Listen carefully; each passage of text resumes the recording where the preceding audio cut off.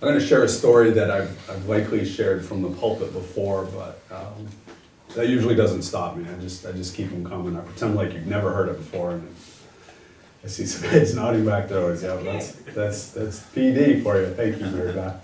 But this is a story that comes to mind from time to time that stands out to me, and it's something that my dad has shared with me a number of times in the past as well. And it goes back to when I was a little kid, and we were at our grandparents' summer house in Ogunquit, Maine. And I was probably about 3 or 4 years old, and I'd made my way across the street to the neighbor's house. And I was spending some time over there, and I remember my buddy, his name was Billy Freeman, and we spent some time together. And at some point I decided it was time to go back home, back across the street. And just as I was making my way from one side of the street to the other, my dad looked up, and he saw me running. Now, this is important to the story, to your right, but my left, as I'm entering the street, is a bit of a blind spot, and there's an island of trees, and I think a little stone wall that's still there to this day. So I can't see what's happening on the other side of those trees. I just see my parents' house, or my grandparents' house, on the other side of the road. My dad looks up and he sees me running towards the street, and at the same time, as I'm running this way, a car is speeding up the street towards me, and I don't even see it. In the moment that he realized what was happening, he said, "Stop!" My dad, who retired as a lieutenant colonel in the Marine Corps at the time, I think he was a major, he had more of a voice than I have. And as he said that, I froze in my tracks. And the car went whipping by like that. Our scripture this morning is the 5th commandment. The Lord says, honor your father and your mother, as the Lord has commanded you, and you will live long. How does he say it?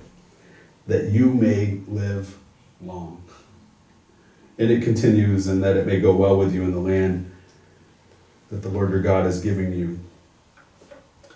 I hope already there's a connection for you between that story of honor your mother and your father and you will live long, in that moment of my dad saying stop very loudly and me stopping. I'm honoring him by being obedient, that you may live long. Hence I'm here today, obviously. The 5th commandment here, it's at an interesting place in the commandments. It's sort of sandwiched between the first 4 that point to God and honoring the Lord, everything from his name to the Sabbath to you shall have no other gods before me. And then on the other side of it is how we relate to humanity. Right? You shall not murder, you shall not commit adultery, you shall not covet your neighbor's possessions, and so on and so forth. So it begins with this vertical line, right, focusing on God, and then by the end we have the horizontal. But sandwiched right in the middle of it, which I think actually acts as a hinge between the two, is this relationship with our family. So it starts off, honor your father and your mother. So my understanding is when the original recipients would have heard this, they would have thought about who we think about, like our actual mothers and fathers, like those who immediate family. But if you remember, families often had several generations, if not 4 generations, under one roof. So to honor one's mother and father, father and mother, what would be implied is just sort of looking up through the generations, including grandparents and great-grandparents and so on. And it's actually believed, and the scriptures support this, that what would be imported into this wouldn't just be your mom and your dad or your grandparents and great-grandparents. It would be in the entire community. Like elders, not board of elders, but elders, as in those who you would look up to. So just for a context, a setting, to receive this instruction, honor your father and your mother, they would have heard it as really family lines looking upwards and even outwards to the greater community around them. And then the question becomes, well, what does it mean to honor honor your father and your mother. As the Lord your God has commanded you, a little reminder that this isn't the first time they've heard it. Right? Where do the Ten Commandments show up the first time in the scriptures? Did I hear it? Exodus, yeah. Exodus 20. That was as they were entering the desert. And here we are in Deuteronomy 5 as they're leaving the desert, and it's brought up again, and Moses is telling them, or the Lord through Moses, right, this isn't new information. But I'm curious to hear from you. What does it actually mean to honor your father and your mother? What comes to mind when you hear that? Act on the training that they've given you. Accept the training, yeah. Be receptive to training, sure. What else?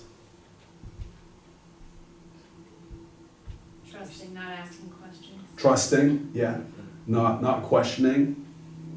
Especially when your dad's like, stop, as I'm running across the street. What do you mean stop? But yeah, so there's trust, right?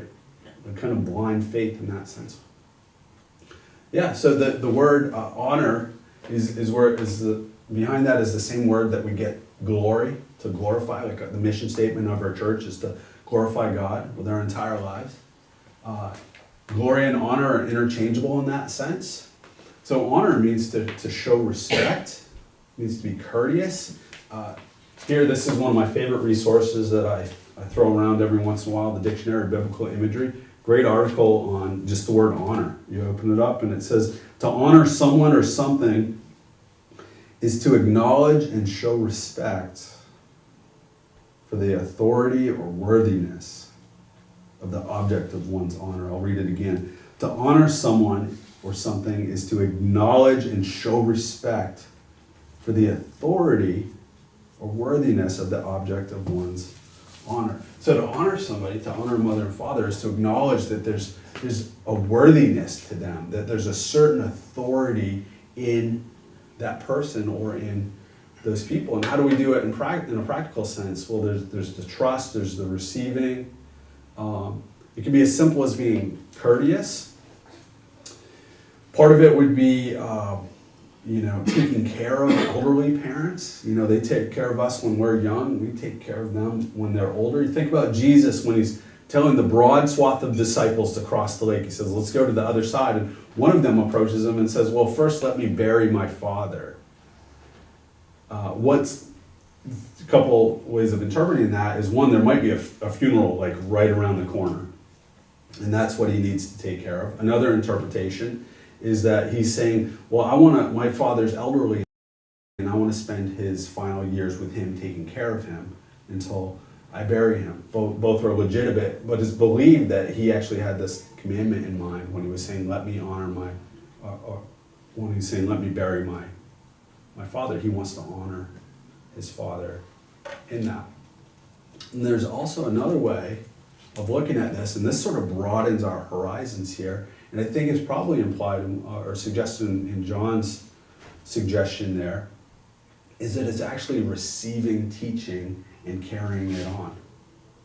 So receiving the teaching, and what I mean by teaching is good, godly, biblical teaching. And the reason why that's probably at the top of the list is, look at this language here.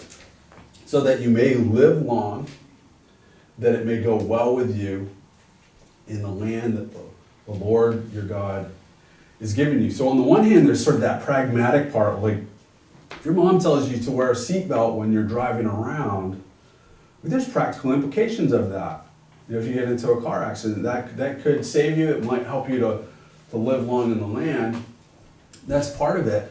But when you get down here into that it may go well with you in the land, or the buzzword these days is that you might flourish in the land the Lord your God is giving you. That's covenantal language there. That's sort of faithfulness to the covenant. And now we're talking several thousand of years ago as God entered into covenant with his people, and he called them to be faithful to it. He's calling them to be faithful that it would go well with them in the land. And part of that is being receptive to the covenant, upholding it.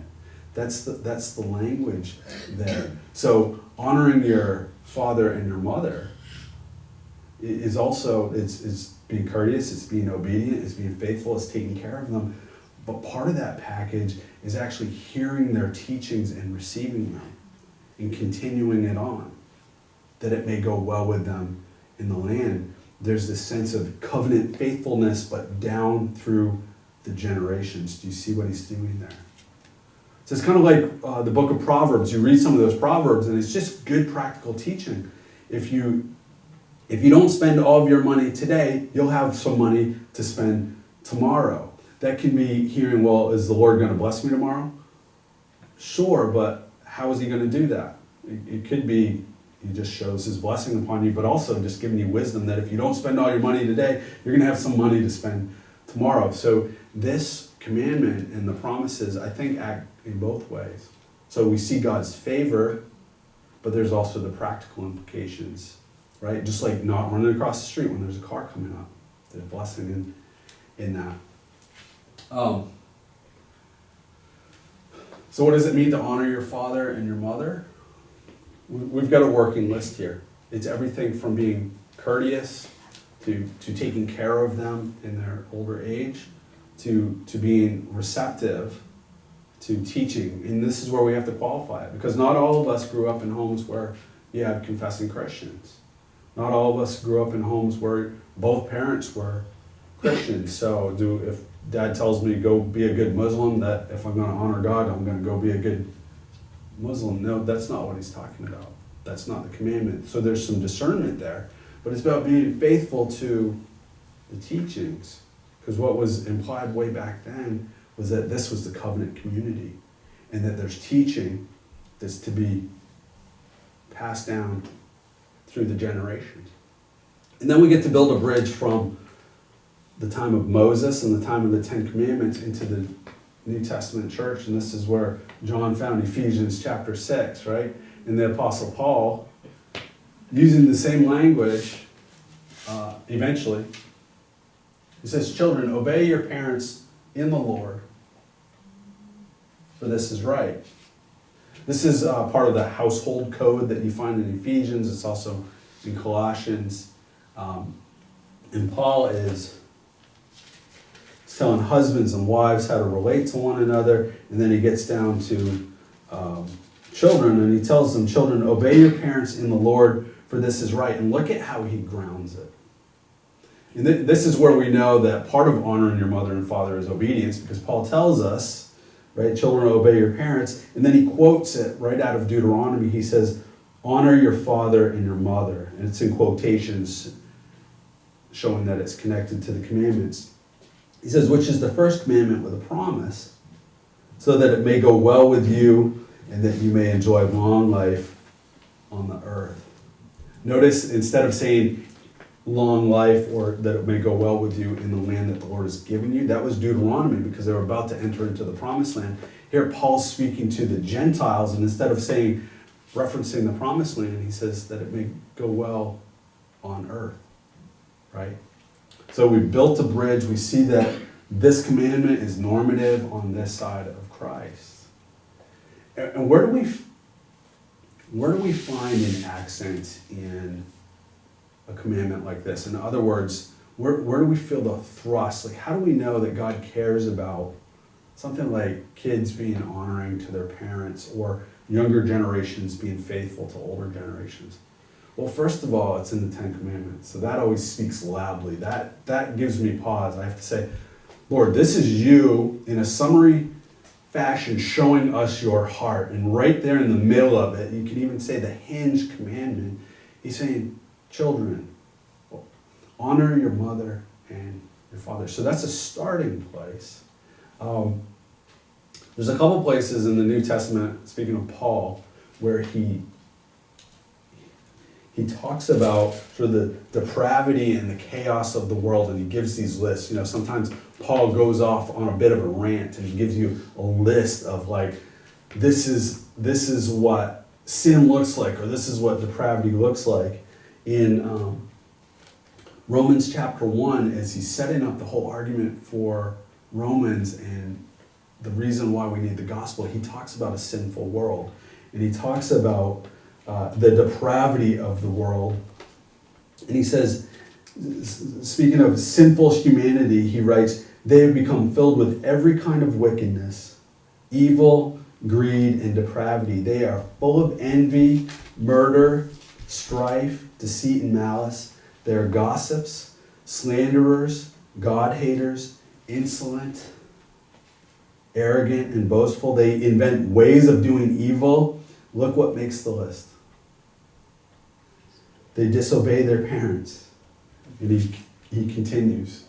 So to put an accent on this idea of being faithful and obedient to our parents, right there in Romans as he's setting it up, showing us what depravity looks like in the world, and he's using phrases like they invent ways of doing evil, right there in sort of cadence, they disobey their parents. And then the opposite end of Paul's letters, we go to Timothy, and he's telling us about sort of end times chaos. He says, but mark this, there will be terrible times in the last days. People will be lovers of themselves, lovers of money, boastful, proud, abusive. Look what makes the list. Disobedient to their parents, ungrateful, unholy, without love, unforgiving, slanderous, without self-control. And he goes on and on and on and paints a horrible picture. And look at what we find right in the middle. Guests at the table. Disobedient to their parents. Why? Why is this? Why is something like this right there in the middle of the Ten Commandments? Why would the opposite of it be something that Paul uses to paint a picture of complete depravity in the world? If we're talking about the worst of the worst, and he's scraping the bucket there, he's trying to make a point. He's talking about murder, envy, strife, all these things that just make us cringe. And right in the middle of it is disobedience to our parents. Why?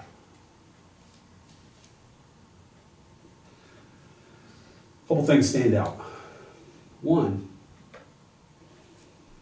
why does God care about this? Well, parents are a type of God to their children. And by type, I don't mean that they're divine. I don't even mean that they're God. But when you talk about typology, which is a way of studying Scripture, a type of something points to something else. It gives us a frame of reference for something else. In the same way that Moses was a type of Christ. He wasn't Christ. He wasn't the Messiah. He was a type of Christ the Messiah. Why? Because God used him to deliver a people. Okay, so just in simple terms, God used Moses to deliver a people out of Egypt, out of bondage. Therefore, he's a type of Christ who is, you think of Jesus, who is the Christ, who delivered the people out of the bondage.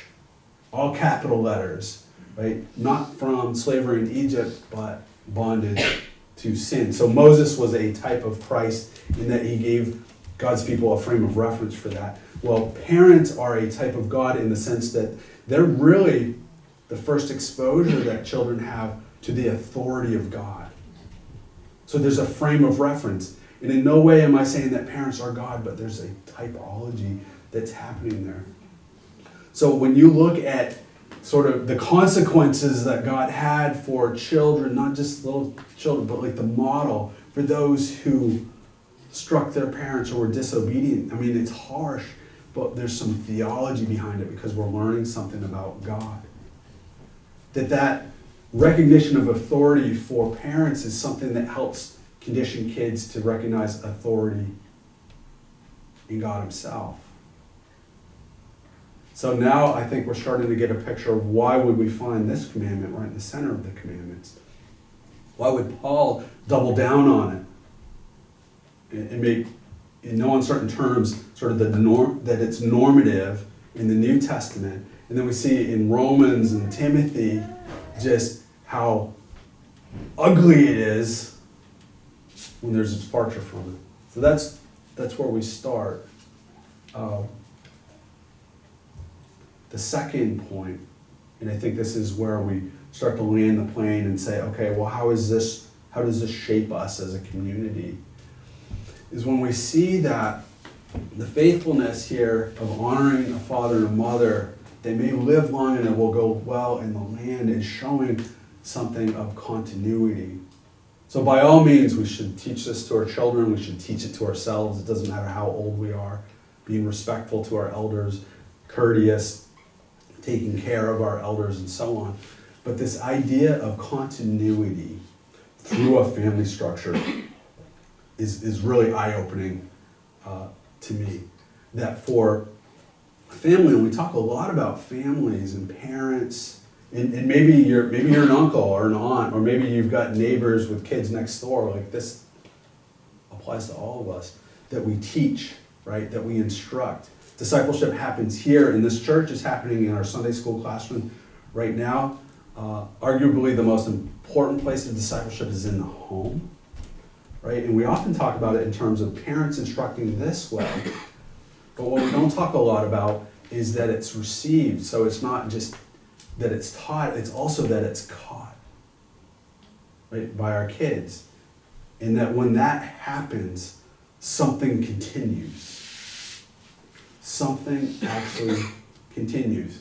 And by all means, we don't have as much control over it as we'd like. We can follow the word, we can be faithful, we can do all these things, and we might see a departure from the faith. We might. These are not promises, these are principles of how to be faithful. But not only do we teach, but we have to be praying for our kids that they're receptive. Okay? And what really strikes me in this is just the place of the family unit in God's economy. Because it's not just what happens in the four walls of our homes, it's what happens outside of it. When you talk about a church like ours, we pour into our children, we have a good, healthy family unit at home. Those family units get to be brought into the church, and it strengthens not just the family structure, but also the church itself. And when we have good, healthy churches that are continuing the faith and perpetuating the faith, then we can start talking about the concentric circles of like community. That's what we are bringing into our communities. And are we teaching, Lord willing? Are our kids receiving? What's the connection there? I want to know if we're modeling. This makes me think about myself. Am I modeling faith well? Am I the same person standing up here right now as I am when I go home, right? And the door's locked behind me and the lights are turned dim and it's time to have lunch and nap time and all those things. Like, can Gracie look at me and say, you know what, I see the same integrity at home as I see up in the pulpit? Like, that's a question I need to ask myself. And it's not just because I want to teach her, but how can I expect her to be respectful of me if I don't give her any reasons to be respectful, or if I come across as a hypocrite, or if I don't model these things well? It makes me think about the importance of the family unit in God's economy. There was an article in the Wall Street Journal just this last week that really stood out to me. Of course, I'm preparing this message at the time, but I would have read it anyways. The headline is this: Christian majority in the United States could shrink to minority by 2070. Less than 50 years. Again, Christian majority in the United States could shrink to minority by 2070.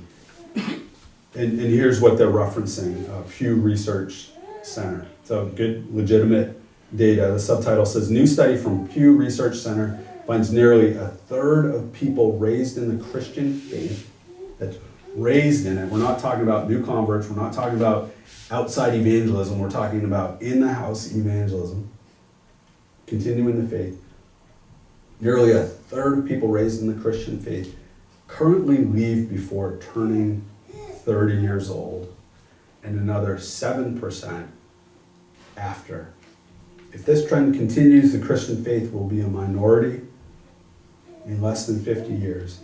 And by all means, this is just data. Nothing's happened. They don't have a crystal ball that they're looking in saying this is what's going to happen. But they look at trends, they look at data and see what direction is it going. And it's instructive to us to just get a sense, put our finger on the pulse of how things are in the world. And this is what particularly stood out to me in how Pew Research does its studies. To come up with the projections, Pew said it used surveys and looked at data, including birth rates, and how religion is passed on from the parents. How religion is passed on from the parents. So they're looking at not just birth rates, but uniquely as they're looking at trends and where's the church going, how is faith passed on from the parents?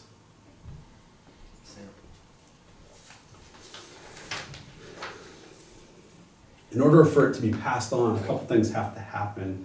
One, there needs to be teaching and modeling. Two, there needs to be receptivity. Like I said before, we don't have as much control over this as we'd like, but we do have control over some things. Are we teaching? Are we modeling? Are we as a church, you might be an empty nester. You might be a grandparent, great-grandparent, or a new parent. You get to ask the question, are we teaching? Are we modeling? Are we giving our children opportunities to hear us? Are we giving them good reason to believe us? That's a starting point. But also us as a church, it makes me think about how do we get to share stories with one another? It makes me think, I want to hear from those who've gone before me, who've raised toddlers, who've raised children. Like, what was that like for you? What are different ways that we can strengthen family units in the church? Because it's right at the heart of what God is doing. It's right at the heart of what he cares about. But part of this, as we continue the verse, has to do with continuity from generation to generation. Leaning on the Lord, saying, give us wisdom and show us. What does it look like to have healthy systems? Because when we have healthy systems, we can have a healthy church. It's honoring to the Lord, but it's also good for community and it's good for continuity. And remember, when we talk about the commandments, it's easy to get legalistic and say, well, I just know what I have to do right now. No, they show us God's heart, but they also show us a need for a new one because I failed this. I failed as a son. I failed as just a younger guy looking up to older generations. I fail as a model for younger generations. I need Christ. Ian said this to John earlier. That's why we need Christ. And why do we need Christ? What did he do that we can't do? What did he model that's desired to be modeled here? Think about Philippians chapter 2, and we will end it here. The Christ hymn. Jesus, who being in very nature God, did not consider equality with God something to be used to his own advantage. Rather, he made himself nothing by taking the very nature of a servant, being made in human likeness. And being found in appearance as a man, he humbled himself. How did he humble himself? What did he do? By becoming obedient to death. Even death on a cross.